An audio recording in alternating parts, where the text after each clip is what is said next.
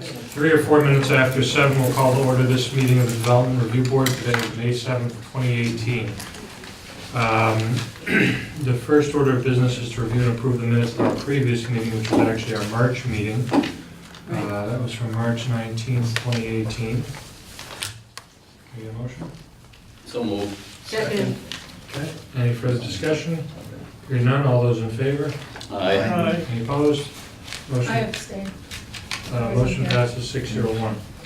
So, folks, we had an inadequately warned public meeting last month, and this is, it's not the continuation, but it's the hasty rescheduling of that.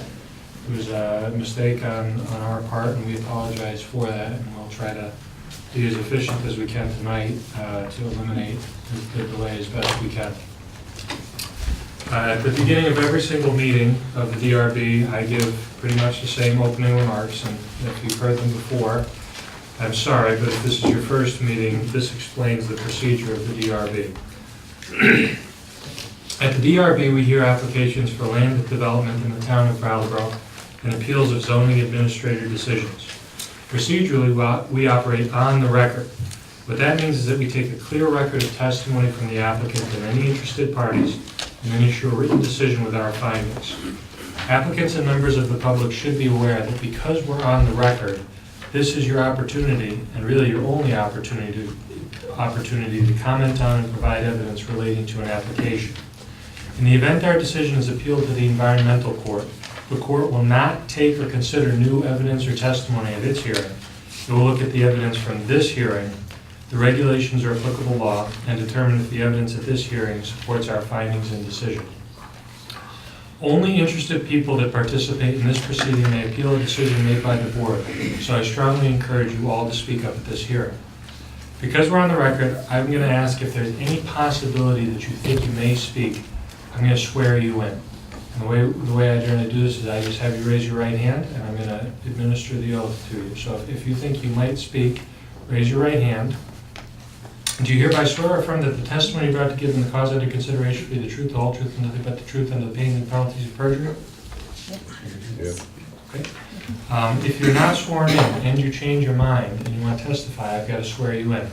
If you're not sworn in, you're not giving testimony, that means you're not on the record, that means we're not supposed to consider what you say, and the environmental court wouldn't consider what you said if you appealed our decision. Applicants require a majority vote of the full board to succeed. That's 4 votes out of 7. After taking testimony, the board will close the public hearing and we may vote on your application. We will issue a written decision within 45 days of the close of the hearing. While we may vote on an application, it's the written decision that controls the timeline for an appeal. It should be noted that the town of Brattleboro is a party with an interest in land development applications. The town has no special status before this board.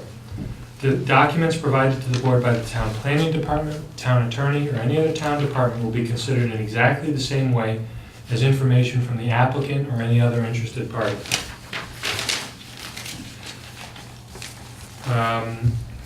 Mr. Bannon, has our meeting been properly warned? Yes. Are there any conflicts of interest or ex parte communications? None? Dave, you're our alternate? Yes. Okay, I hereby appoint you to applications 2018-20, 2018-25, 2018-26, and 2018-29. All right, our first application is 2018-20. That's Mocha Joe's for the Frost Street Warehouse LLC. Who is that? If you could come up to this table here with the microphones.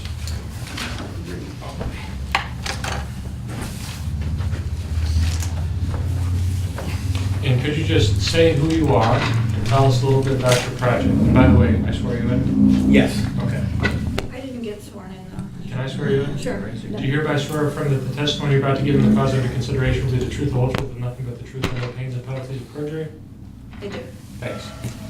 So can you tell us who you are and tell us a little bit about your project? Yeah, I'm Pierre Cappy from Mocha Joe's Roasting Company. We have the coffee roasting wholesale and the cafe on Main Street.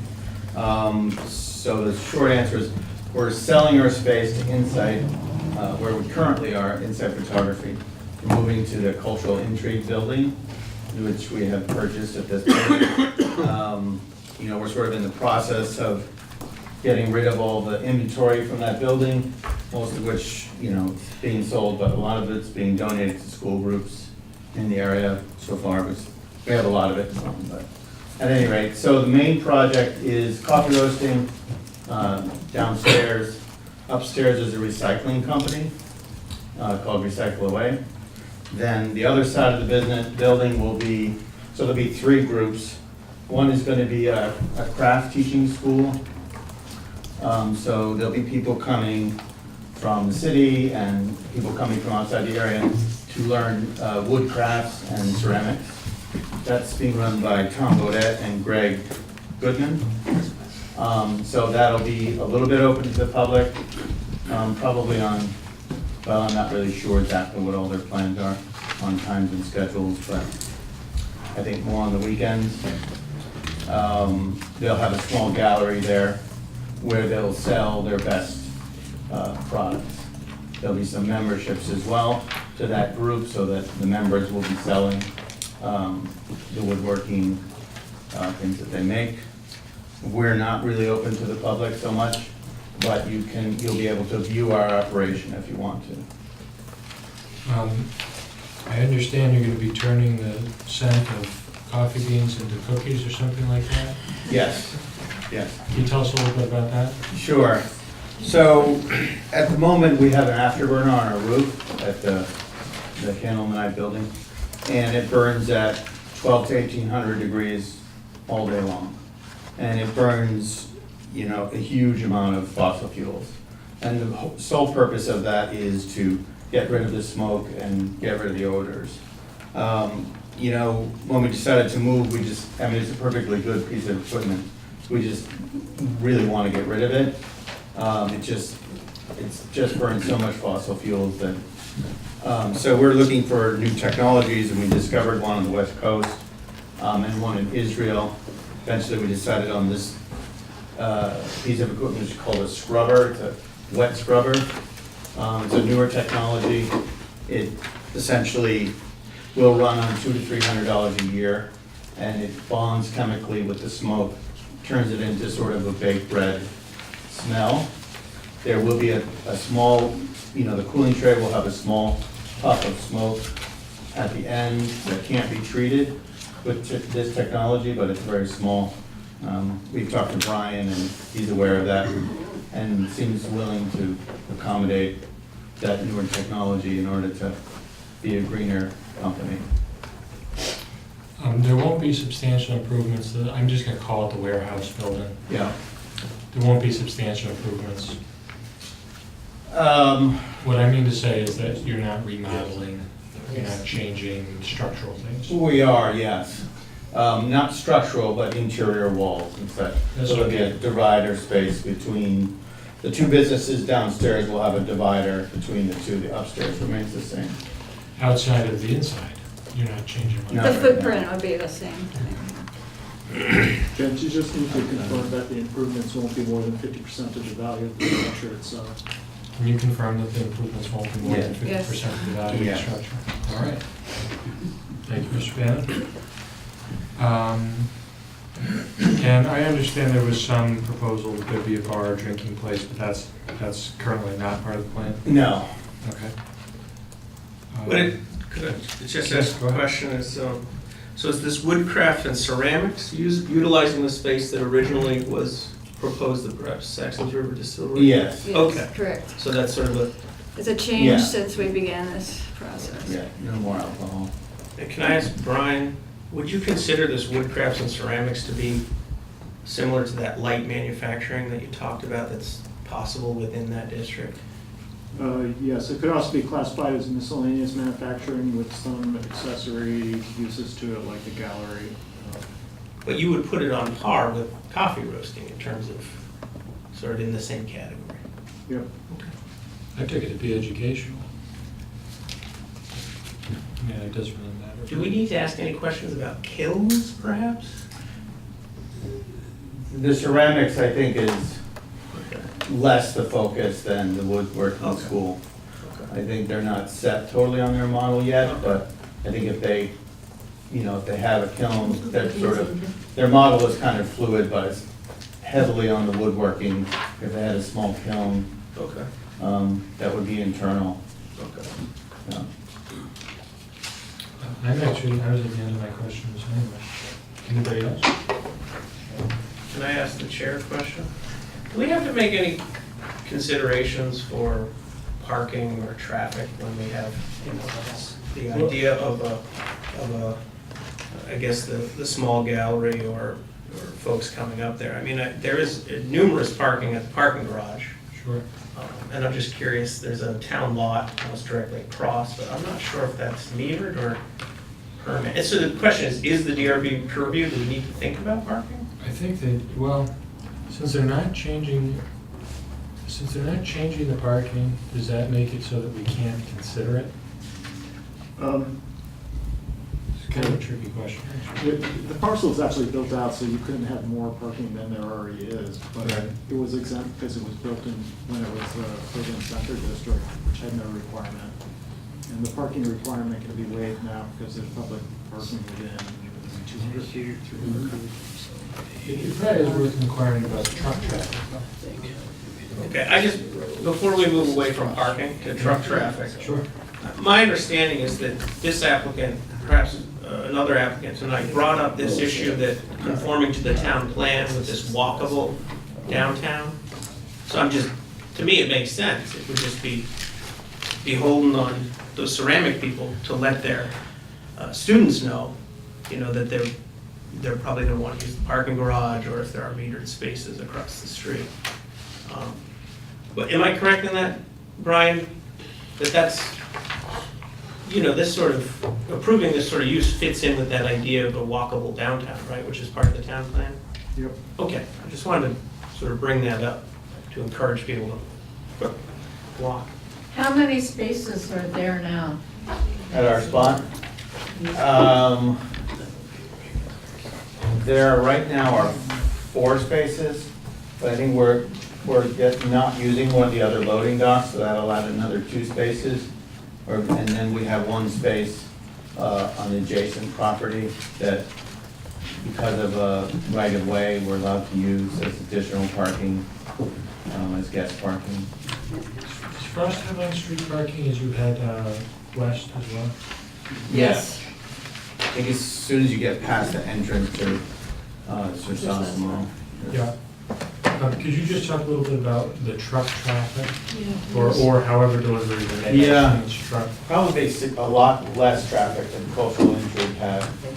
We have 1 pickup a day from UPS at around 6 o'clock, 5 or 6, depending on when they get there. And then we have deliveries of coffee, similar to what you would see on Main Street now, but probably significantly reduced.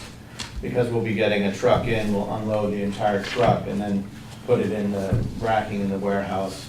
So, you know, we'll get those containers 2 or 3 times a year and then unload those.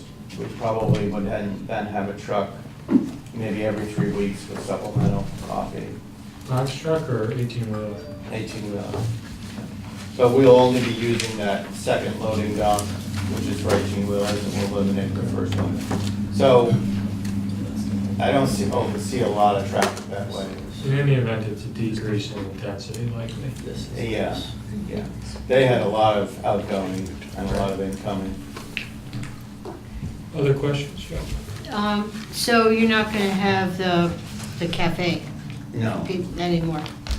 What? Yeah, no, we have the The cafe. cafe will They're remain, talking- that it's, They're talking about next to the Key Bank building by Candle in the Night. Right, but I'm saying that you have your site now, downtown's going to Insight photography? We're selling our building to Insight Selling the Photography. building. They're moving there.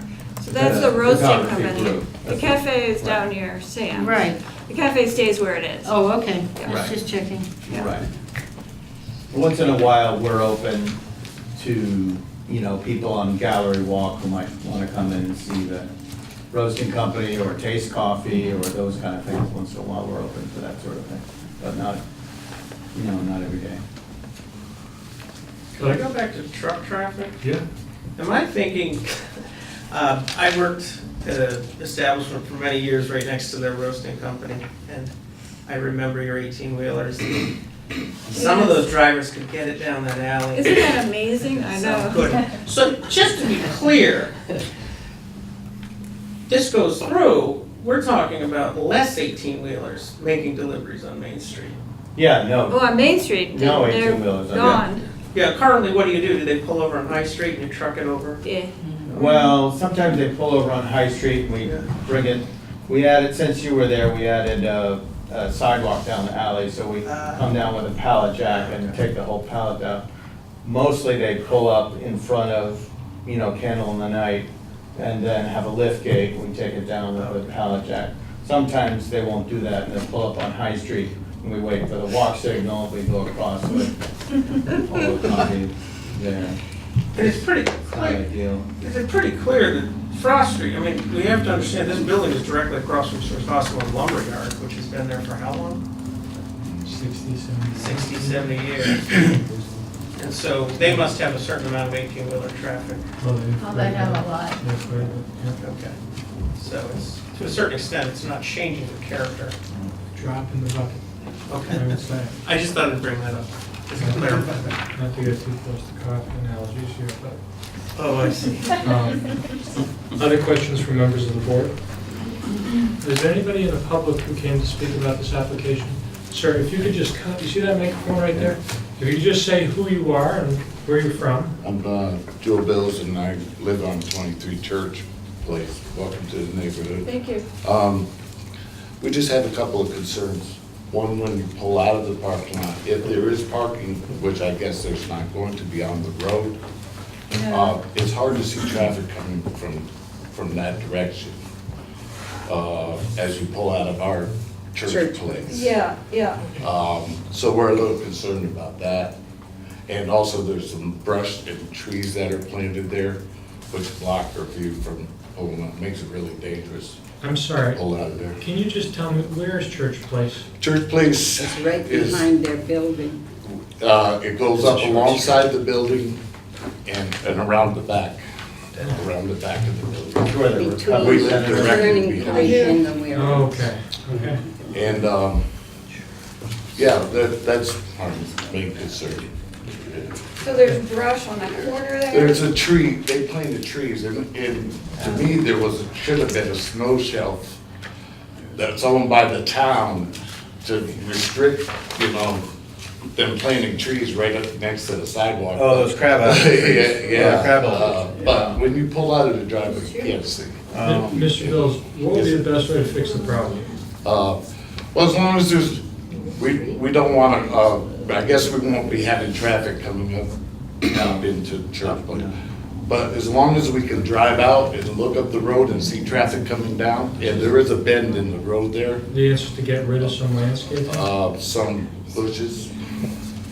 Yeah, that's, You want some bushes? no, we don't want them. I know there's been some discussions with Edible Brattleboro, planting for some gardens in there and making some changes. I want mine low plants, Low but growth. these are trees that are there now, and you can't see when you're It's driving. an accident waiting to happen is what it is. When you pull out, Do you folks have can't see any up the road. objection to replacing that foliage with something a bit more petite? I would probably want to not answer that. I mean, it's a pretty well-planned garden that has been there. What is it? It was designed by a designer.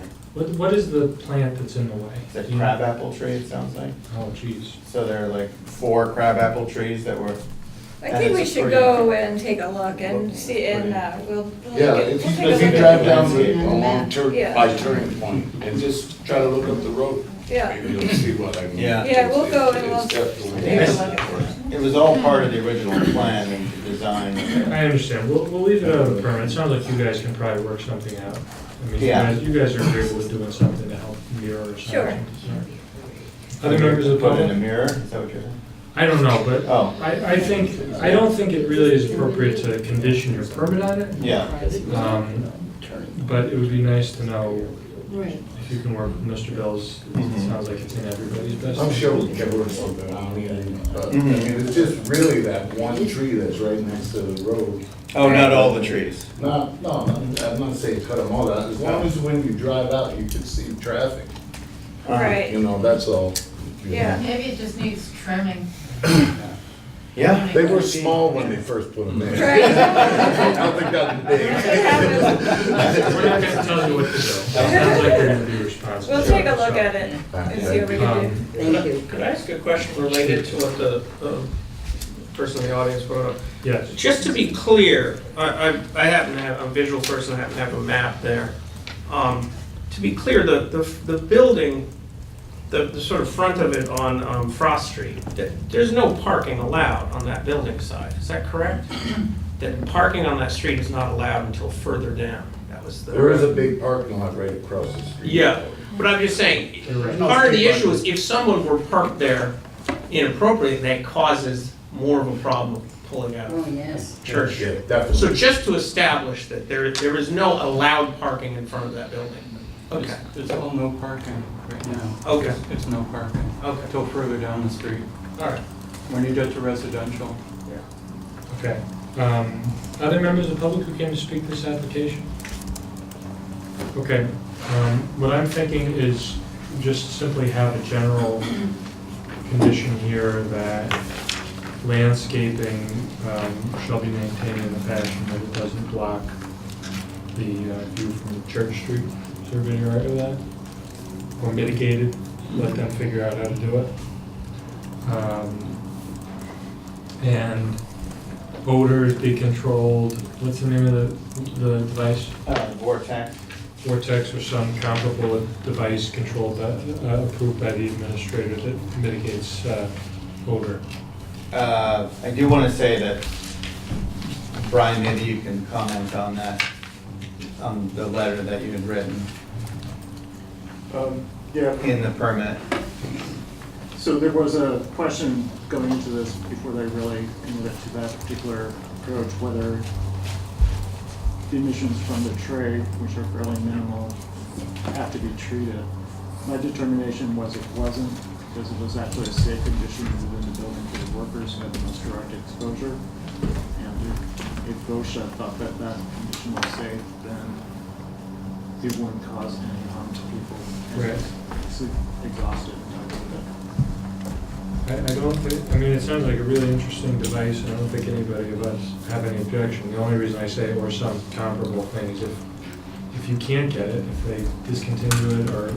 Oh, no, we have it in the building now. Oh, you have it in the Yeah. building now. Yeah. Okay, this is just to allow you Yeah. to use something else, so you Yeah. don't have to come back here, you can just get it approved by Yeah. Brian. Yeah. So can I get a so moved on the motion with those conditions?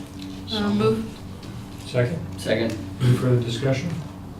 Hearing none, all those in favor? Aye. Any opposed? Passes 7-0. Thank you, have a nice night. Thank you.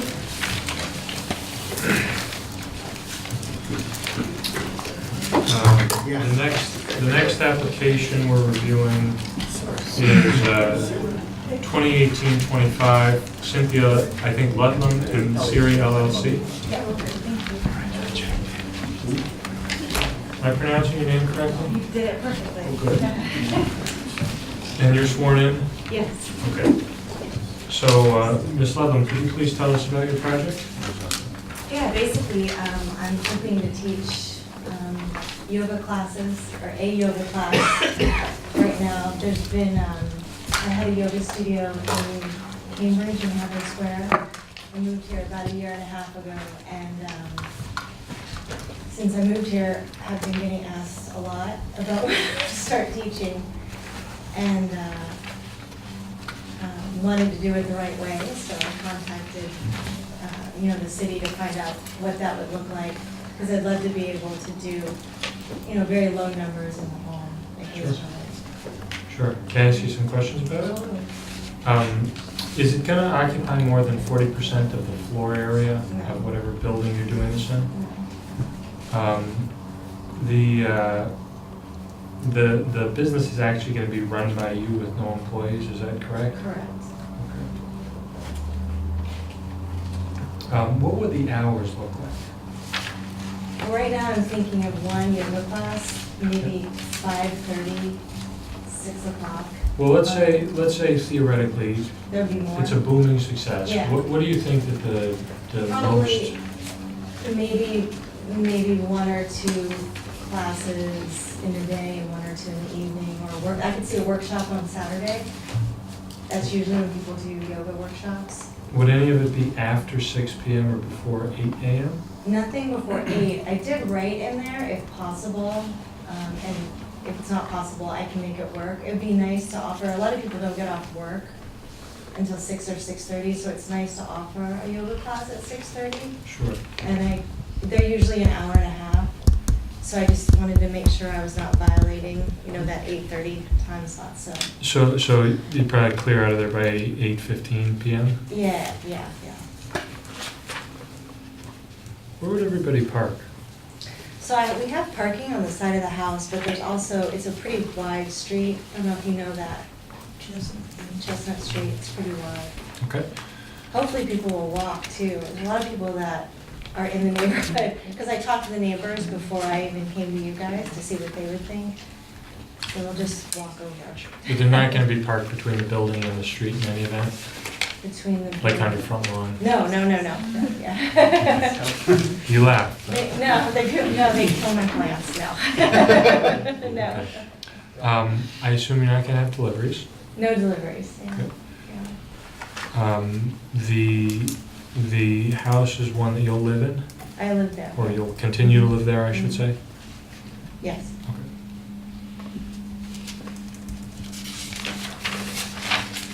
That's all my questions. Does anybody else have any? Well, it seems like we just have to give the Hours. extended hours. Well, let me just check in with the public before we do that, but everybody's okay on the board? I just had a question, it's nothing to do with the application. You don't have any issues with Apple for Siri LLC? Isn't that hilarious? I know. So it's, You had it before them, right? Isn't that crazy? No, I didn't, but Oh. it was actually fine because Apple's not Siri. Yeah. In terms of their LLC, no one had it, so. Good for you. Isn't that crazy? Is it a yoga term? It is. It means, Siri actually means greatest, or great. Wow. Yeah, there you What go. a So great they were name for a smart company. too. To use it. Thank you, it was just a curiosity. Yeah, no, good That was a C question. name. Is there anybody in the audience who came to speak related to this application? All right, let the record show there's no comment from the public. Is there a motion to approve application 2018-25 with a condition that the hours may go until 8:15 in the evening? So moved. Second. Any further discussion? Hearing none, all those in favor? Aye. Any opposed? Motion passes 7-0. Thanks, have a nice night. The next application is 2018-26, David Heiler for Peter Putnam. Come up here, please. Oh, okay. There's some speculation by my fellow members of the board that you might not have both been sworn in. Do you guys need to be sworn? Yes. You guys were watching, you were paying attention. You didn't raise your hand. I was like that. Do I need to get? Can you raise your right hand? Do you hereby swear or affirm that the testimony you're about to give in the cause into consideration will be the truth, the whole truth, and nothing but the truth under the pain of penalties of perjury? I do. Okay, could you please tell us about your project, who you are, what it's going to be? Certainly. My name is David Heiler. I'm owner and general manager of the Whetstone Station Restaurant and Brewery in Brattleboro. This is my cohort and way smarter guy than me, James Brannigan, who's in charge of our brewing operations and head brewer at Whetstone Station Restaurant and Brewery. What we are proposing is to purchase the building at 39 Frost Street and make it into a extended brewing operation from what we have now. Just to give you a quick background, we have a restaurant and brewery at Whetstone Station, which has a 3.5 barrel brewing system. It has served us well for the past 6 years, but we continually run out of beer for our own property. We can't even keep enough beer in stock to serve our guests and our customers. James and Connor, our brewers, make 200 crowlers every Friday, which are 32-ounce cans, and those are gone usually by Tuesday, so we can't keep those in stock. We like to participate in events, brewers events, Vermont Brewers Fest. Massachusetts, we go a lot of different places, but again, we tend to run out of beer. The goal is to not to necessarily become a huge brewing operation, but just to help to supply our main entity, which is the Whetstone Station Restaurant and Brewing. And right now, like I said, we had 3.5 barrels. We're hoping to go to about a 10 to 15 barrel brewing system, which will just about double what we can do now. I would say the average brewing size probably is more than 20 barrels for the most part. So again, we're not trying to turn into Budweiser. We're not even trying to turn into Sam Adams. We're just trying to extend what we do now to help feed our existing operations. So you're in the flood fringe, and I imagine some of this equipment's going to be outside the building. Yeah. How are you going to mitigate the risk that the flood will sweep it away? There will be some equipment, not a lot of it. Our glycol chiller, which is going to be out behind the building, and we're planning to put any equipment out there. I think it's just the 2 pieces, but to raise them up 2 feet. I mean, it's not going to be difficult. 2 feet above base flood 2 elevation. feet, yeah, 2 feet above the existing base elevation. Okay. Could I ask a question? I'm asking the chair, actually. Yeah. What is a glycol chiller? What am I picturing? James? Glycol is a refrigerant liquid, Yeah. and you use it to cool down a cooling system. So you use it to cool down beer lines and then tanks as well, so that everything stays the right temperature. Okay. It's food grade. You can actually eat it. The Yeah. liquid is actually sugar, Yeah. and then it just pumps the liquid through a condenser and cools it. So So if I saw this item outside the building, it might look sort of like an HVAC unit? like Sort a- of. yeah. The one we use at Whetstone actually was a piece of equipment at Brattleboro Memorial Hospital. It was used for, I think it was a Oh, CAT boy, scan. Don't bring that up. Yeah, sorry about that. No. Well, trust me, we weren't that thrilled with it either. We've done a lot of maintenance on that thing. This is a much more efficient model, and we're gonna keep it in back specifically so that it is not gonna be sitting there in the hot sun all day long Yeah. and cooking. It'll be literally behind the building, tucked in between the retaining wall and our back wall, so right under the stairwell there. Would this, one question leads to another, Brian, would this bring up any issues of decibel levels and the zoning requirements? All equipment has to conform to the decibel levels. Okay. And I'm glad you asked that, because this piece of equipment probably sounds about as loud as a window air conditioning unit. Okay. Literally, I mean, there's no noise. Are we correct that there's not going to be paving? Additional paving? Yeah, changes. No, there, actually, we're gonna reduce the footprint by a little bit in our landscaping plan. There'll be a little bit more grass area created. Grading?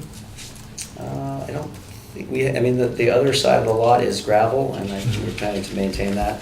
But no substantive grading? No. I mean, you might do a little landscape grading? Yeah, we actually will do, we're gonna do some, I think you have the plans there for the landscaping that we're proposing. No new structures? No? No new propane tanks? No, I mean, there's a big one there now. Yeah. I don't see it, it's a pretty good sized tank, and actually, you know, I want to mention, because we're very proud of this, that we're one of only a few green breweries in the state. We're part of a brand new initiative that they're doing, but we've already been part of the green initiatives. And we're going to recycle a lot of the rainwater that we get, which I think has been an issue for the street, and use that in our beer production. We're also going to use the existing solar panels to help heat that hot water. Nice. So we have a lot of things that we want to do that are going to be very environmentally friendly. And last but not least, you're not building any fencing there? We have a fence that is going to, it's a 6-foot fence, if you look at those plans, that is on the, well, there's a couple actually. There's one that goes with the new, with the residential properties. What Right there. type of fencing is that going to It's wood fencing. Stockade, I'm sorry? stockade, Fair solid wood. Yeah, it's solid wood. It is a solid wood fence. I don't know, I just can't give you the exact materials. We've been asked to submit an actual landscaping plan, a professional landscaping plan, so we're gonna have somebody design all that, and I think we'll submit that. But it'll go along that wall between the residential, and we felt that, I think that we heard that was an issue in the past, so we felt that was important to do. We also will put a small fence in front of the building to hide any of the utilities that are right there, and also help to define the entryway to our tasting room. And then we're gonna fence in the dumpster in the back.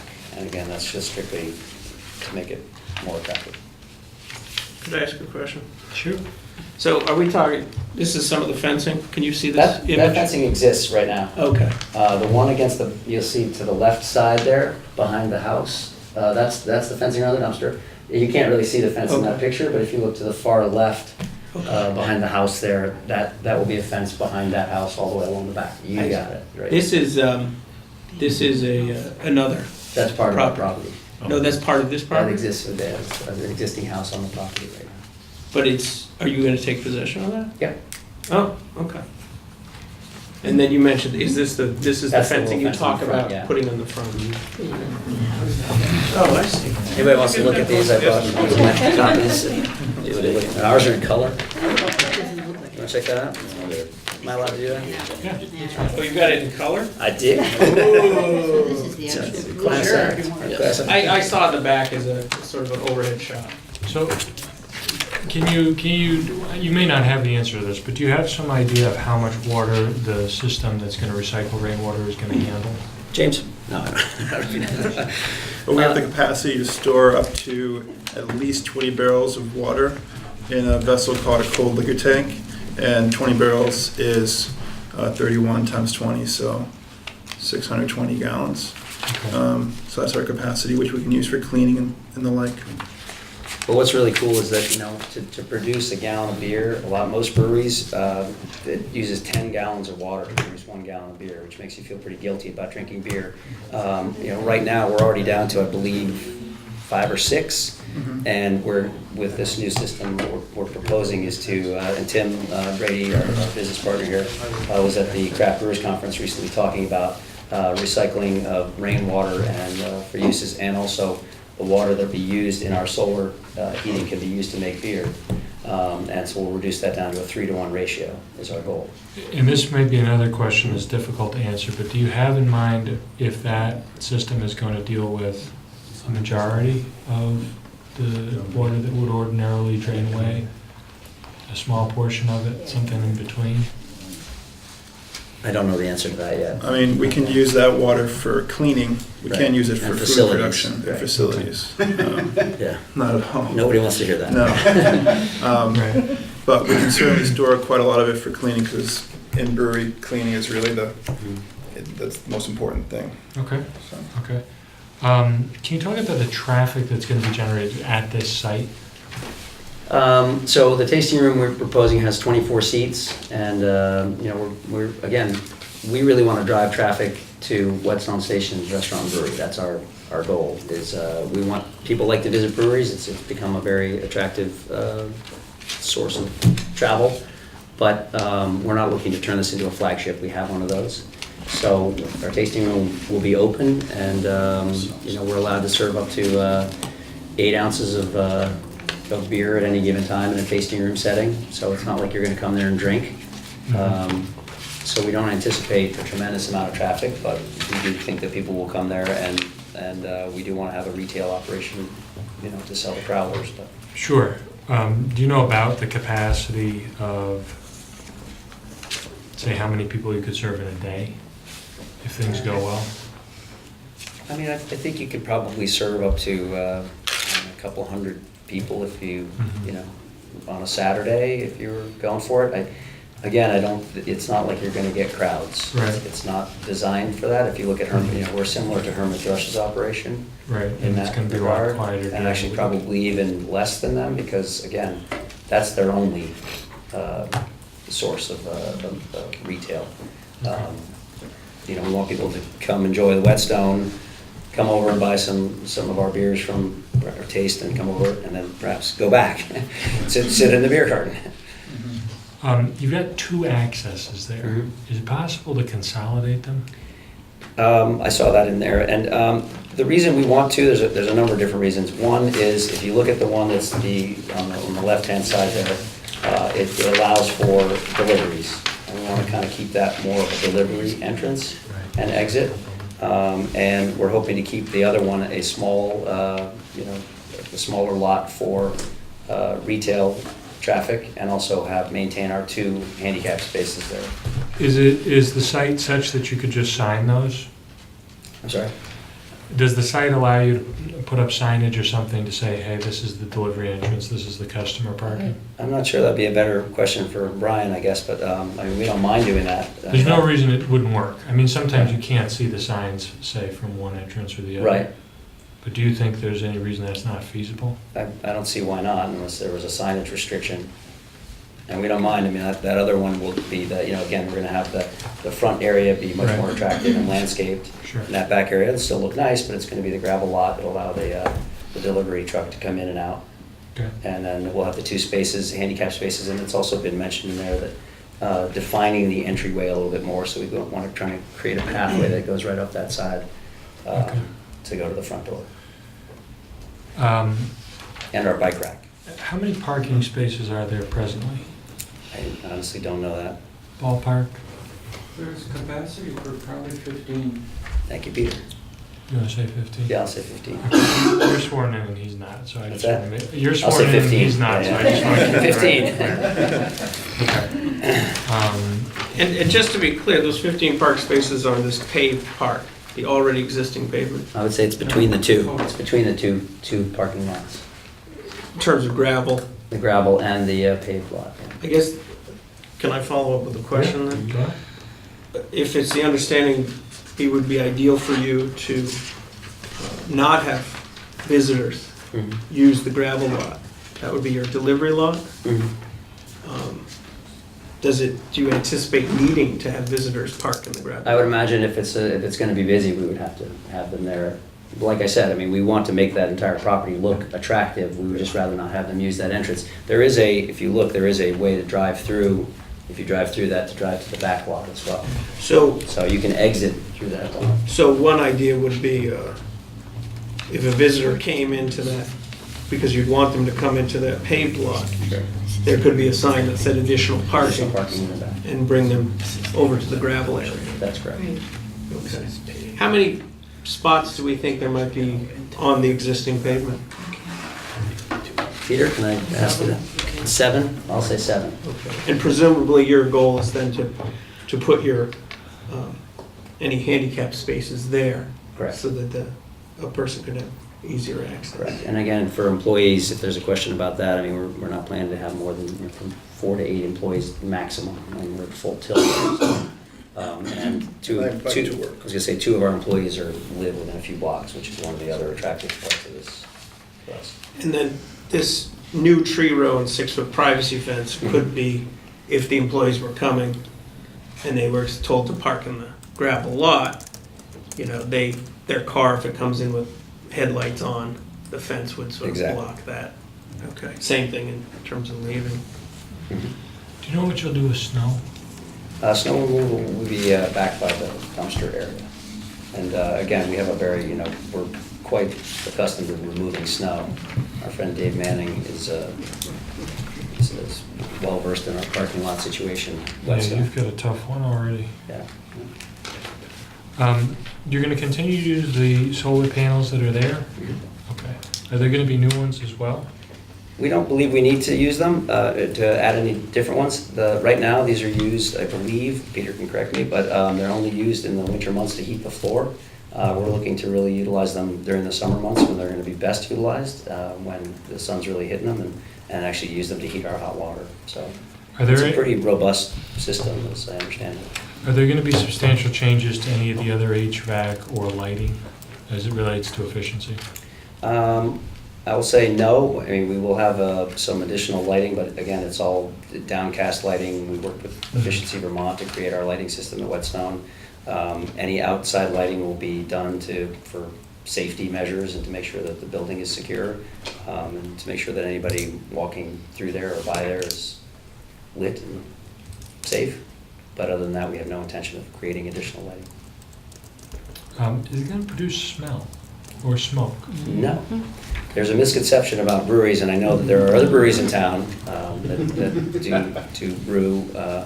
We use our system, our casks are contained. I would let James speak to this, but what I love about it, I can't help but steal his thunder, is that the smell of brewing, when you're right in a brewery, it's herbaceous, and it actually is a very light aroma, but like sugaring, because that's what you're doing, is cooking the sugars and You're cooking the grains to create sugar. And so like the sugaring process, it gives off very little smell. Very briefly, it dissipates quickly. But that was not scientific at all, James. It's essentially the smell of bread sugars and water vapor. And instead of venting out to the sidewalk or the street, it's going to vent directly up and dissipate very quickly. Okay. You don't need the machine to turn it into the smell of bread. No, it's already. Here's got bread, we got some herbs, the street's gonna smell delicious. I understand there's been some talk with Public Works about what to do with wastewater. Mm-hmm. What's the arrangement there? We've already reached out to Mr. Barrett to figure out our allocation, and we're working with him to, we already have some numbers that we've conveyed to him.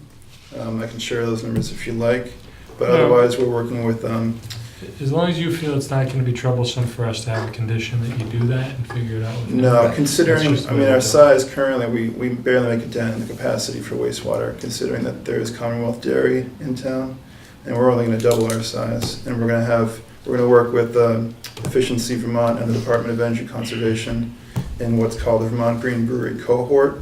We've actually been accepted into the program a couple months ago, and they're gonna give us funding and guidance to make sure all of our water efficiencies are up to date, et cetera. Okay. That's all my questions. Other members of the board, shoot. I have two. My question is, well, first of all, I have to tell you, I live in the Manley Building, which is where Thrush is, so I have to tell you that it does have really sometimes obnoxious odor. I don't know whether or not it's because where you're going to be, you could dispense it out in the air and it's not going to be a problem. But I can tell you that people who live in the apartments where I live, and they're right downstairs, when they're cooking, we know it. Mm-hmm. Could I So, speak to that yes. smell? Hermit Thrush is a sour brewery, so they Say no sour. more. So they sour their beers overnight, which creates acetic acid, vinegar, which is probably, are you smelling like a vinegar smell sometimes? No, it's a little more, it's really Oh, overwhelming sometimes. okay. But I don't know if they have the same system that you have, so, obviously it's different then. They also use wood. I mean, their system is very, very different than what we do. McNeil's system was very different than what we do. Okay. There was a Facebook group, I don't know if any members of the FEET are here, but I would invite anyone to come down to the brewery. It's quite pleasant, and it's almost non-existent unless you're standing there next to the brewers. It's when they're stirring in hops, and I think even in this case, we're not even gonna have as much open boiling as we used to. But unless you're standing right there, you don't get anything. You can't, doesn't smell in the restaurant. I mean, Unless the wind's blowing upriver from the Yeah. wastewater treatment plant. yeah, well, that's a Well, whole yeah. different smell, yeah. I can't remember that one. That's not my fault. Yeah. But My no, other it is, question- I hear you, and I know that's a concern, but I urge anyone that's, they're more than welcome to come down anytime when these guys are brewing, which is, a lot of weekdays they're down there. Okay. And check it out, because it's quite pleasant, and, there's not much to it. And my other question is, you're saying that this is so you can provide more beer for the Whetstone.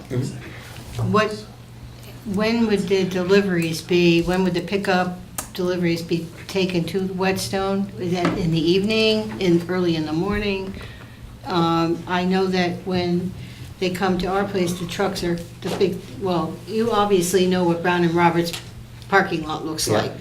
So when they pull in there, they have some fairly good-sized trucks that come in and deliver. So I'm wondering, when the deliveries will be picked up from your new space taken to the Whetstone. We don't have a set schedule, but I will say the difference with us as well is those guys actually, they sell to Connecticut. We're not distributors. We're not going to be distributors. I mean, Okay. ideally, it'd be nice to sell at Peter Haven's. It'd be Okay. nice to sell at do a tap takeover at 3 Penny Tap Room up north. So But the barrels will just be going Yeah. from there to the we Whetstone? have a, we have a Okay. truck, and it's a block and a half. We'd most likely be using a pickup truck once in a while. Okay. Yeah. And we'll get grain deliveries in a tractor trailer like once a month. Okay, Yeah. just wondering. Okay. Other members of the board? How are you gonna be storing your waste grains? We have worked with a pig farmer from Cherry Rail Farm. He picks it up every day. And it's all Okay, used. so there'll be no outside storage? No, he usually picks it up the same day. Okay. And we have requests all the time from farmers, so if that wasn't there, somebody else would take it. Happy pigs. Other questions from the board? I had some questions about the tasting room. Do we have, I just, maybe I'm overlooking it in the application, do we have sort of proposed times or days? And Brian, are there any restrictions in terms of that? In sort of the retail side of things? It's a conditional use, so the board can place conditions that are reasonable to keep it compatible with the neighborhood. So I guess the question would be, what are the applicants looking for? What do you foresee as sort of the tasting room days of operation and hours of operation? We haven't nailed down exact days. What we've discussed so far is like a Thursday through Sunday, 12 to 8 p.m. I don't want to nail that down because, while I don't foresee doing a lot of, events beyond 8 p.m., I wanted to reserve the right to, if we do a Chamber of Commerce mixer, or if we do a tasting in the evening sometime, a planned tasting with brewers that come to visit. We get breweries that come to visit us from time to time and have the ability to do that. But basically, what we do now is they brew 4 days a week. We continue to do that process, and they're done by close of day. Most times it'll be 6 p.m., but to reserve the right to stay open until 8 to sell retail products. That's kind of what we're saying. If it's something that you guys want us to nail down, we I guess, can do that. again, one question sort of leads to another. Would you, to have the tasting room be legal in the town of Brattleboro, would you then have to go to the select board through their function as what are they, Department of Liquor Control? Liquor control. No, yeah. Is that my Commission. understanding, that you would? So the liquor licensing for breweries, we have to have a TTB license. We have to get our license, the federal license that we have to get. And we would be applying for a brewery license, and the brewery license will allow us to get to serve 8 ounces of beer, basically. We can't serve pints. If we wanted to do that, if you go to Hermit Thrush, for instance, on Friday night, they pull a catering permit every time they do that, and that they use their liquor license to do that every Friday night. Okay. So if we wanted to serve, do a special event to serve more than 8 ounces, 4 2-ounce pours or 2 4-ounce pours or whatever, we'd have to actually apply for using our Whetstone station license. And that would be done through the select board? That's done through the town. Well, we have a license already, so if you see Whetstone at an event, it means that I've pulled a catering permit that gets sent to the state. We pay $35 for it, we pay the town $15 for it, and then we're given the permit to serve at a function. So to be very clear, that if you set up a tasting room at a brewery, that is not under the same It's not situation as if you were a bar. a class. It's a class 4 license, and it only allows up to 8 ounces. Okay. And then, am I thinking that is it the Department of Liquor Control, which is the one who comes and sort of secretly audits to make sure bartenders aren't serving underage? That's or correct. The DLC. let's just say, because this isn't a perfect world, if the DLC observed somebody at your tasting room serving more than how many ounces? 8 ounces. Then that would threaten your class 4 license. I think so. I think that's, you're not allowed to, that's the rule. Yeah, and my understanding is that if you run a bar, you come under many, many rules, and your bartenders need to be trained, and they need to. I guess the question I have for the rest of the board is, if it's conditional use, do we have an opinion about the hours of this tasting room at this location? You were asking for, what was it, Tuesday through? We had proposed Thursday through in our internal Thursday discussions, through Thursday Sunday? through Sunday, 12 to 8 Okay. is kind of our general hours. I just didn't want to, but I didn't want to be able to say, okay, 8 o'clock's the last time, I guess if we want to do an event there or something like that. the question I would have, again, for the board, or Brian, if you want to weigh in, is how do we balance, the applicant's desire to have some flexibility with, I think, perhaps our board might have concerns about hours of operation. And is that our purview, hours of operation? Because it's conditional use, is that correct? Yeah, we can tell them this is the condition of the permit. Do you want to go into deliberative session? Or do we Well, I wanna don't want to do that before we take comments from. All right, it's interesting because every time I ask a question, I get 2 other questions, which I don't have I don't have the answers for them. You're so We shy. can do deliberative session. I just want to make sure if anybody came here to raise issues, that they do it so we can talk about it. I think I'm done with the questions. Anybody else with questions for the applicant? Are there any members of the public who came here to speak about this application? Could you come up to the microphone and say who you are, where you live? Dan Richardson, 170 Elliott Street. I live kind of just above this property. Oh, have you been sworn in? He came in late. Can I swear you in? Sure. Raise your right hand. Do you hereby swear or affirm that the testimony you're about to give in the cause under consideration will be the truth, the whole truth, and nothing but the truth under the pains and penalties of perjury? I do. Okay. Dan Richardson. How much noise does a brewery make? In this It's case, pretty it's minimal. steam powered. Yeah. We're probably using it steam powered, so Yep. it's barely a whisper. Sure. Yeah. What are the hours of operation of the brewery? Is this a 24/7 thing? Is this a daytime? When are people working? When are you actually in there doing things? Well, we'll probably be starting our day right around 7 in the morning and then ending probably around, 3, 4, 5, depending on how much work we have that Work day. hours. Yeah. And my other question is this in addition to the existing brewery or replacing it?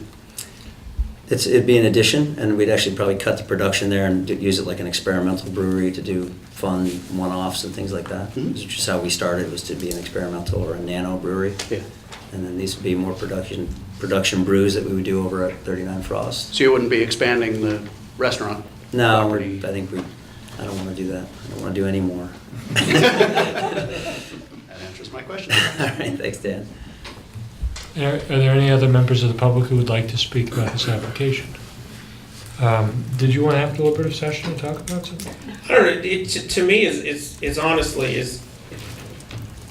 I think the applicant wants flexibility, but again, I don't know the feeling of the board, whether, since it's a conditional use, it's within our purview.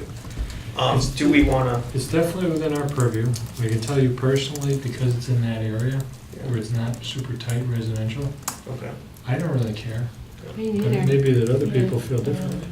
That's fine. I mean, again, I guess the one thing for myself, if I had any concerns, is both of these, what is it, 2018 and 2020 and 2018-26 are right across the street from a functioning, what do they do? Kiln dry? Kiln dry hardwood, softwoods now. Okay. But they're doing sawing on premises? No, No, they're not. no, they just stack, select, Okay.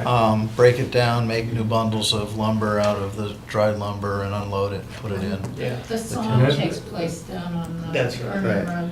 But that thing's 24 hours a day. Well, that's what I'm saying. It's sort of Yeah. like we've accepted the fact that there's this big operation on Frost Street. And in comparison, both of these applicants are a bit smaller. And they don't seem to be adding Yeah. a drop in the bucket, as it were. If this was in a different place, I might feel differently. I just kind of consider that, I just am foreseeing, I don't particularly assume that this applicant would be like that, but if down the road residents would complain because there was some event that went till midnight, and, you know, they've still got the noise ordinance, which is Okay. going to drop to 55 after 8 PM. Is that right? I thought it was To dusk? 10, I think. 10. It's 10 o'clock. The noise ordinance is going to drop to 55 at, let's say, 10. I can look it up. But so there's some protection here. Would you be okay with 8 o'clock?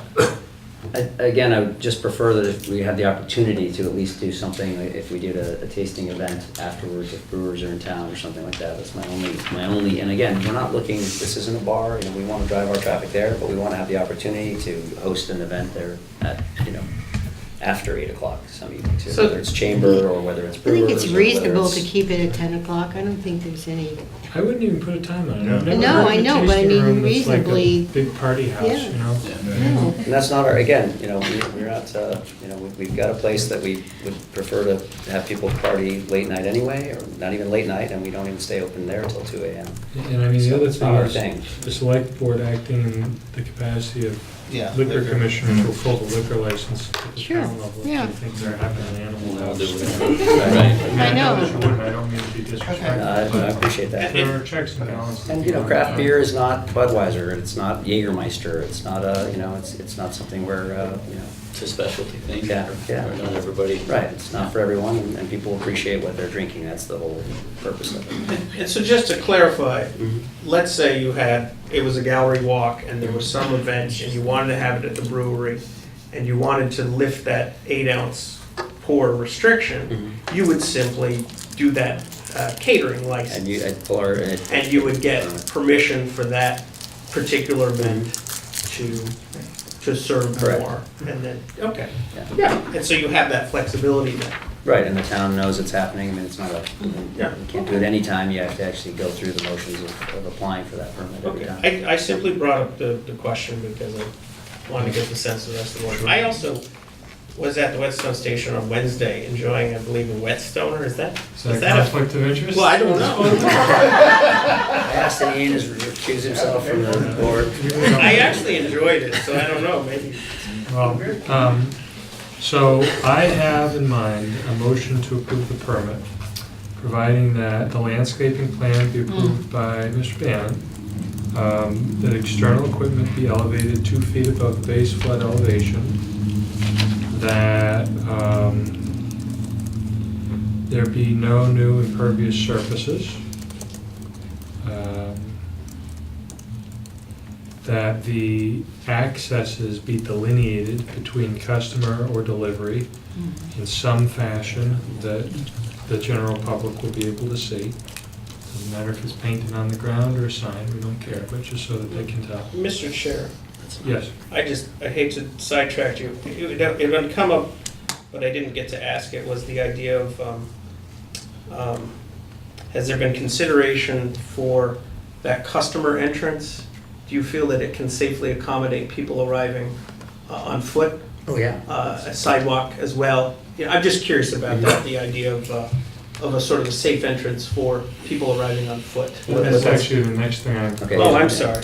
Clear pedestrian path Right. Okay. approved by the zoning administrator. Well, believe it or not, that is They're gonna true. mark it. Yeah. Oh, is it on that map? No, it's Oh, not. it's on that. Okay. It's in there. Exterior lighting which conforms with the regulations. That the equipment not produce excessive smell, and that the applicant come to an agreement with Public Works about the allocation of wastewater. That's everything I've got. Sounds good. So moved. So moved. Second. Second? Geez, that was fast. Can I make a friendly amendment? Yeah, we're in discussion. I just noticed on the application, it might have been the notes from the zoning administrator, just it was bike rack and a question mark? And is No that, problem with putting a bag right? No, actually, this is, you know, he likes to work every single day. Okay, I accept your friendly We'll be very amendment. prominently located. They said they're gonna put it near the front entrance. That's I right. read that someplace. That's correct, thank you. okay, I just saw it as a question mark, and I was wondering if we make a No period problem. instead of question mark. I accept your friendly amendment. We need to re-second. Second. Re-second. Any further discussion? All those in favor? Aye. Any opposed? Motion passes 7-0. Thank you very much. Thank you guys very much, appreciate it. Okay. Appreciate the opportunity. So our last application is 2018-29. That is Housing Vermont and Brattleboro Housing Partnerships for Red Clover Commons Limited. Where's that? I don't know. And by the way, while we enjoy having everybody here, if your application has been accepted, you don't actually need to stay. I don't know if you knew that, but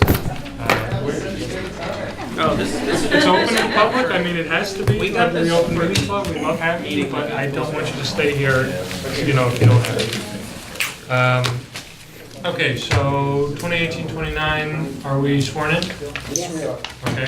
Could you say who you are and tell us a little bit about your application, please? I'm Tom Bachman. Our firm is Goslin Bachman Architects. We are based in Montpelier. We're working with Housing Vermont, the Brattleboro Housing Partnership.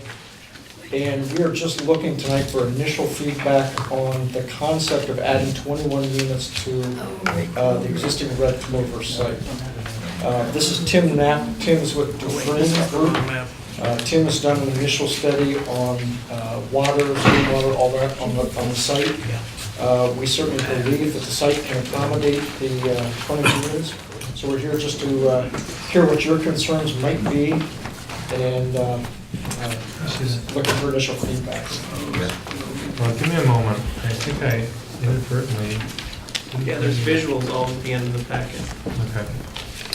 Could other members of the board fire away while I just review this for a moment? And I'm Christine Hart, I'm the Executive Director of the Brattleboro That's Housing right. Partnership. You've been here before. I have. So basically what the project is, we're looking at adding 21 units on the existing site. It would be a 3-story building. It would be located right above the existing parking lot on stilts, so we will not be losing any parking. It will be a new building, but it will be physically connected to the existing Red Clover with a walkway probably on the 2nd floor. We've got a lot of elevation things to look at. We haven't really looked at the architecture of the building yet. We're just looking at footprint and how big this thing might be. So this is kind of behind the existing building and near the Walgreens. It's Behind the pizza place. Behind the Got a great pizza. picture of this. Do you mind setting it up so that Yeah, if you could set it up there, it's not super, but it allows the people at home to see what you're doing. How this is designed, great question. If only we had some engineers here to fix it. Right. Does that work? Yeah. Hold on. Is that viewable for TV? You see that? Okay. So this is the existing Red Clover building, it's done what, 3 years ago? 2 years ago? Opened in 2017. 2017, there are 55 units in there. We have 39 parking spaces under the building, and there is currently, I think it's 19 parking spaces, surface parking here, and there are 2 parking spaces up here that are handicap accessible. So this red area is just indicating where the addition, where we're proposing looking at putting a new addition. As I say, that we're looking at some sort of a link to the existing building. Parking under there would remain, these are very small, but I'll show you the layout. This is basically, the access to the parking would be exactly as it is. This is a fire access. You would drive under the building, and we would be providing 20 spaces under the building. Is that going to be enough for the additional building? Yes, right now, I think there are 59 parking spaces. Housing, per the zoning regulations, require 39. We do have, it's a mixed-use building, we have offices. 2 offices. 2 offices in the building, there's also a meeting room. So the zoning regulations say we need to provide, I think, 55 parking spaces, and we will have 61 parking spaces. I remember when this original application came to us, there was some speculation that you really wouldn't even need, the development would need far less in the parking allotment because so many people there don't have vehicles and visitors are kind of sporadic. Did it end up being as anticipated? That's absolutely true, yeah. We held the underground parking for the residents, and it's not full. 50%, 70? At best, 50%. In fact, I drove through the site tonight just to refamiliarize myself. There's not one car in that entire parking lot. Does it tend to go up a lot on weekends when people visit, or am I just imagining the way I think it would be rather than the way it actually is? It really doesn't. I've seen maybe 5 to 6 cars there on a busy day. Okay.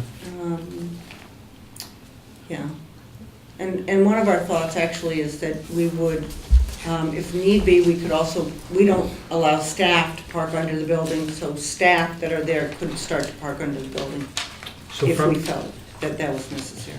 From the Canal Street side, you're going to see this somewhat clearly. The elevation is gonna be consistent with the rest of the units, right? Correct. Okay. Is it behind VIP? Is it behind that other building? Did that other building get demolished and I just forgot? These, I don't know if that's the building you're talking about, but Yes. there are two buildings. There's a right little there. garage. The old auto Yeah. building? Yeah. The old auto building shop. that, what was it? Robert's RS Body RS Shop. Roberts, thank you. Yeah. That was the building we took down. Okay. So that doesn't exist. This is actually below, so the Vermont Pizza is up here, and this is below Right. it like that. It's a very steep drop. If I remember Yeah, so correctly. this, I think, if you're on Canal Street and you're looking at it, part of it would be blocked by the Vermont Pizza, the Vermont in Pizza, that's that name. And then the other piece you'd see, because that's their parking, and also the other emergency parking into Red Clover that we need to leave open for the fire department. What is north of the building? Rescue? What borders the north This side? one? Yeah, that way. It's a huge retention pond, Right. and then at the very end of it is a house that's on Wilson's Woods. It's a very large retention pond that is in Tim's report. What about to the east? Or the northeast, whatever it is? Because there's the, was it recycled steel, whatever, motorcycle place, is that? Vintage steel. Vintage So steel. that would be. Oh, Yeah, that's, Better if I showed you. I never got this, so. So, Okay, that would be over here, over in here. yeah, Where Lotus I, Graphics it's is. behind Lotus, okay, okay, I'm good now, I got the, He has an I never So that- received it. That would be over in here. Okay, This is that's, canal. I'm fine. Okay. Yep. Over there. And then this is where the retention pond is, down this way. Brian, do I And then recall, here's Wilson's Woods over here. is there some funny stormwater situation that they're getting close to? Yeah, I vaguely remember this from when I was on the planning commission. Yeah, What's going on up there? it's borderline needing an operational permit, which is for discharge of stormwater.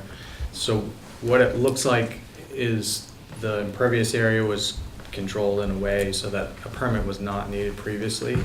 Mhm. Looking at the design plans, for the site plans of the previous development, they designed this stormwater treatment pond to state standards. Right. Even though there's no permit attached to it. Okay. Well, that wasn't what I meant, though. I thought that just off the site was like a sinkhole situation. Oh, yes, something there is. strange. Not sure about that. Yes. Wilson's Woods. Right, yes. Right along, right there, Tim, that swale that we went in with the town, so right, get that right. So right along here is the swale, Yeah. and then there's Wilson's Woods. Yeah. And that swale the town had done a lot of work on it, and it still was failing in big, heavy storms. So our engineer that did the stormwater did it so that all of our water would be treated on our site and go through the earth. And then with the town, we came in and we repaired this whole thing so that it works. And I know I'm under oath, but I have been told, I have heard that for the first time this year, the kettle pond that is over by The kettle pond, the thank kettle you. pond was not green. Wow. Because we're treating all of this water now, and Okay. we finally fixed this problem, which caused in the spring, some of the Wilson's Woods people had just a load of water in their backyard, and we worked with the town to fix this swale so that the water would then go Okay. off under and into the kettle pond. So this proposed thing is away from the problem zone, for lack, just It to use is, general and that's the terms. question that Tim's addressing is, that we're gonna engineer this so that if there is an increase in storm drainage, it will be handled by the retention pond. So we might make that bigger. So which direction would it tend to go, or is it premature to ask that question? It's down through here. Yeah, I think it goes, Behind the building. it back goes in this here. way, yeah. Okay. So I think one of the beauties of using this parking lot as you're building above it, we're only increasing the impervious surface for 21 units by about 1,500 square feet. Right, So it's very, very tight. right. Now, we did have one question, or like a kind of an unknown here, that's what we wanted to discuss, on setbacks. Your zoning indicates that front yard setback needs to be 20 to 40 feet. We're still assuming this is the front yard this way, so it's 310 feet. So I think that's one thing we would like to get some input as to how you would view that. We're viewing it as, it's an existing site condition, and I don't think there's any way we could be within 10 to 40 feet from the front yard.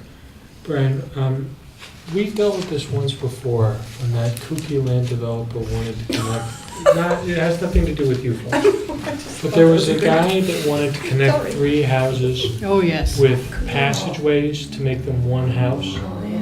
And I thought it was to take advantage of this idea that if they're connected, it's one unit, and thus the frontage of the new unit, if it's connected to the old unit, would just be the old unit frontage. Do you remember what the rule is there? I'm sorry, I didn't expect that this was going to come up.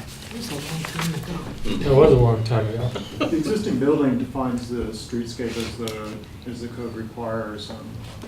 I don't see that this really changes anything.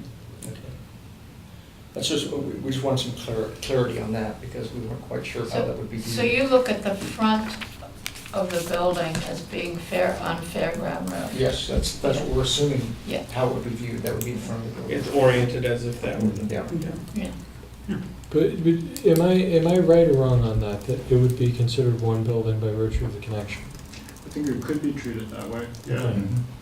Because, I mean, the way I look at it, just from a practical perspective, is it's really just in addition to a present unit that's connected to it. What's the connection going to be? Like is it going to be like a passage, sort of like a covered bridge with a No, roof on it? it'll be heated space, but it'll be basically a corridor, probably pretty glassy. It's just a connection. Right. Indoors? Indoors, exactly. Are we thinking something similar to the Holstein passage above, is that 142? It won't be as wide as that. Oh, okay. That has offices on it. That's right, there's offices in that. Yeah, this is probably going to be like an 8-foot corridor width. Mhm. Yeah, it would be like walking down a hallway, it just Exactly. happens to have windows. Yeah. One of It the would beauty- be wide enough for wheelchair. Exactly. Yes. Yep. Okay. Yep. Yes. I don't know if you've been in the building, but all of the units are accessible. Yeah. And I mean, just from a practical standpoint, I don't see how you could build a building within the frontage limitations unless it was like a blade. And just for my clarity here, is this Canal Street, Fairground Road, we're using this aerial shot. But this passage is if there were emergency vehicles can come in right in that way and not have to come around. Yeah, there's By a, the Vermont Pizza? Yeah. Yes. Yeah. Yes, okay. and there's a block gate there. yeah, there's a I lock there that. I see, because you wouldn't want to have staff or visitors use that, it's simply for emergency access. Okay. This is the subject of much discussion of how human beings would tend to walk down that path because humans, you remember that? I do. What was that? Somebody came and they were complaining about how humans would walk there because humans take the shortest route to get wherever they're going. I can't believe you don't remember. Oh, yeah. Sorry. We're looking at Shortest route Brattleboro. between Yeah. Yeah. Yeah, so does it turn out that there are Fords walking down the emergency lane? No? Mm-hmm. Surprise. Okay. And it will be, the passageway will always be lit, that's correct? Yes, it would be always lit, or it'll have lights that go on, When somebody the motion sensor lights. Okay. You're talking about this The passage. yeah. connector. Oh, Yeah, I mean, I'm at the senior center constantly, and we deal with a lot of your residents that come there, Mhm. and I want to make sure that they'll be safe. Oh, yeah, so do we. Yep. And part of the Yes. reason for the passageways, we're trying to get an economy of scale, use the laundry and the facilities are in the existing building. No, Right. this building will have its own laundry. Oh, We've promised the Red Clover residents that this one will have its I own. don't think we have any right to dictate whether those are done. Well, I just They do. I didn't want anybody to watch this and go, you said. But you understand the walkway, it's essentially like being in an interior hallway. Yes. So it allows you to go from one building to the other. Yeah. And the the fascia, the siding, whatever you call the sort of shakes, I assume they're vinyl shakes on the present building or something like that? We haven't even begun to look at massing or materials, but we're assuming it's going to be very compatible to what we've got. Yeah. Okay. That's kind of the next step. We're taking it one step at a time to see how, what our stumbling blocks might be before Mhm. the owners invest more money in this. Is there any opportunity to add some greenery as part of this? Well, I think, yeah, I mean, basically, we will have, if you look there, we will have, this is all gonna be landscaped in front of the building. Our concern is as you're approaching the building, we've got a really attractive building. We're gonna have cars under this, so we're gonna do some sort of screening and heavy landscaping, so that it's just as attractive, I think, as the existing building. Is the side that's lit up, is that close enough to the house in Wilson's Woods where they're gonna get like ambient light pouring out of the building at night? They don't get any now, and the existing red clover is certainly closer than this is. Okay. But we would want to shield any lighting so that it didn't affect any of the adjacent properties. Oh, there's really nothing off to that side. Right? I'm sorry, I'm a little disoriented. This aerial shot really helps put it in Yeah, perspective. but that's a lot of wood, that's a lot of woodland.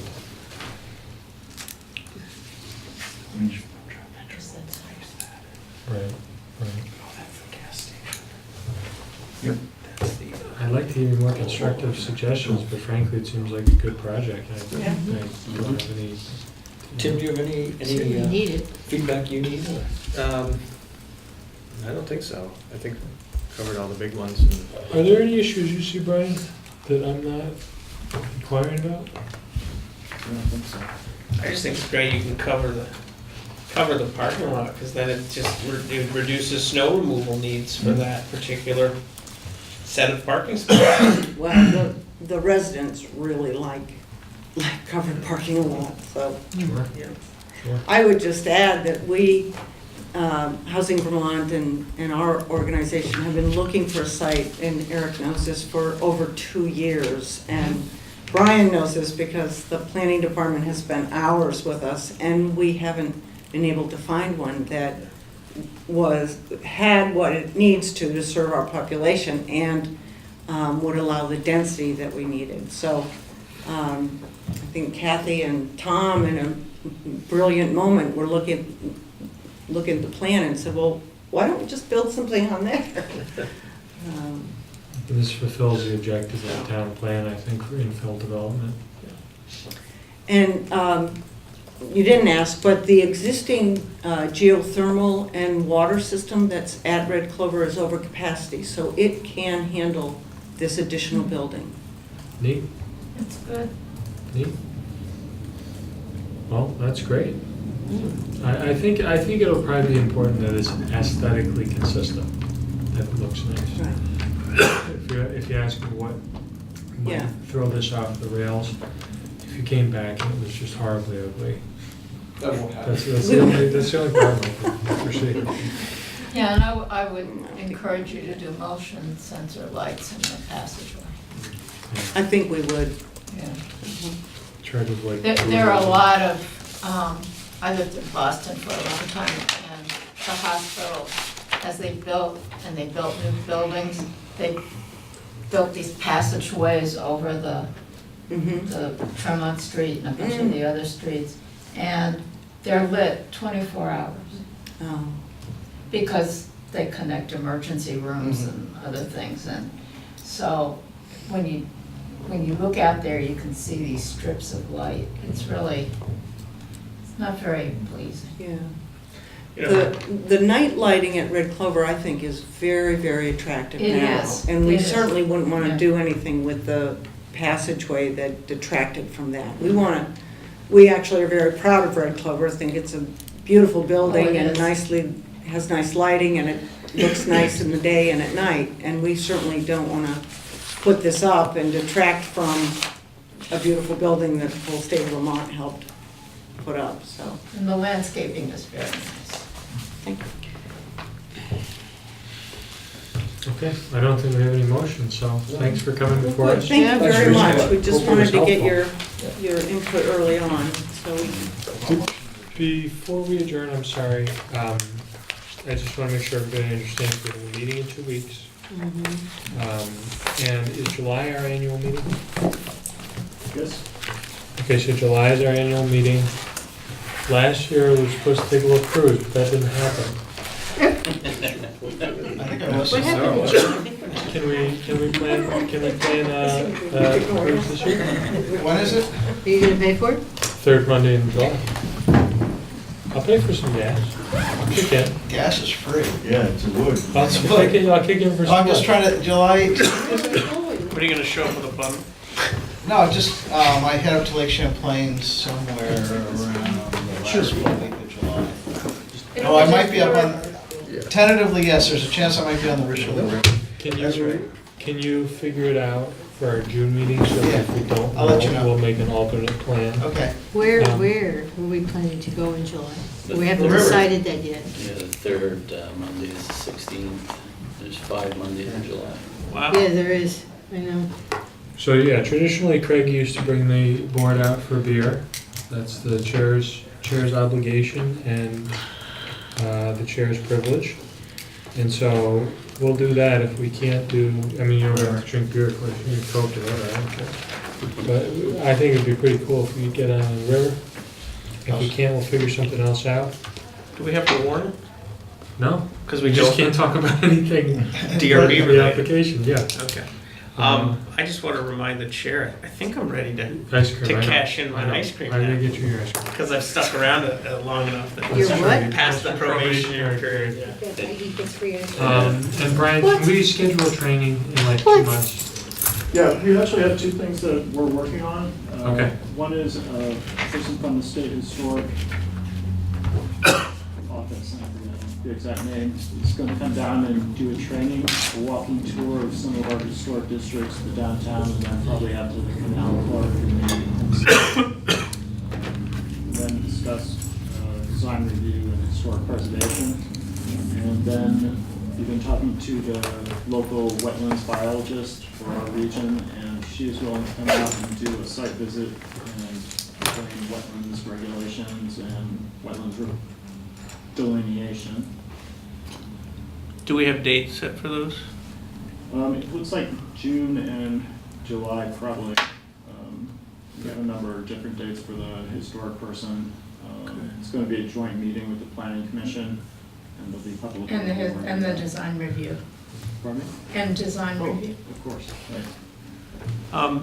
I just, amongst the other things that I'm involved in, I'm an employee of BCTV, so if people were open to it and if you wanted to ask the state official if they'd be interested, I'd be interested in taking out a camera and putting a wireless mic on that person. If they felt it might be interesting for the public in general, could see it on BCTV. So I'd be willing to, if no one objected and the state official is okay with it, and sort of record it to a certain extent, because it might be actually very interesting television to learn a little bit about historic districts and also the wetlands. So I'm just going to put that out there if you're willing to sort of inquire if that's possible. So the design review committee is interested in, which I'm currently an alternate, is interested in expanding the number of historic districts because there's money available for homeowners to do things and